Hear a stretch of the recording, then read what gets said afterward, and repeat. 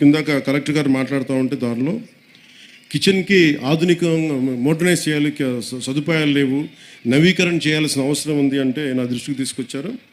దానికి మన స్కూల్కి సంబంధించి, మన కడప మున్సిపల్ కార్పొరేషన్ స్కూల్కి సంబంధించి ఆ నిధుల్ని ఎంత ఖర్చు అయితే అంత నేను నా ట్రస్ట్ నుంచి మన స్కూల్కి, మన కడప మున్సిపల్ కార్పొరేషన్ ఈ కిచెన్ ఆధునీకరణకి నేను డబ్బులు అందజేస్తాను. అది మీరు ఎంత అంటే అంత.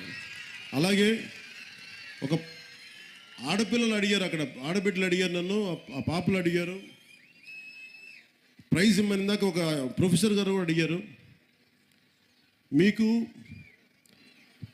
ప్రశంసా పత్రాలు కానీ అలాగే మీకు బహుమతులు కానీ ఏదైనా ఉంటే స్కూల్ యాజమాన్యం నా దృష్టికి తీసుకొస్తే దానికి సంబంధించిన నిధులు, దానికి సంబంధించినవి కూడా నేను సమకూరుస్తాను తెలియజేసుకుంటున్నాను. అలాగే బస్సు ఒకటి కలెక్టర్ గారు నా దృష్టికి చాలా కీలకమని చెప్పారు. గత ప్రభుత్వం చాలా స్కూల్స్ని విలీనం చేసేయటం వల్ల ఈ ఆడపిల్లలు స్కూల్స్కి వెళ్ళలేకపోతారు, దూరంగా ఉండే స్కూల్స్కి. అంటే దానికి ఒక అన్ని మండలాలకు కలిపి, కొన్ని గ్రామాలకు కలిపి ప్రత్యేకంగా ఒక వెహికల్ సదుపాయాలు ఏం చేయాలనేది నేను కలెక్టర్ గారికి వచ్చే మన కలెక్టర్ల సమావేశంలో మాట్లాడుతున్న దానికి కూడా ఒక పరిష్కారం వెతుకుతాం. అలాగే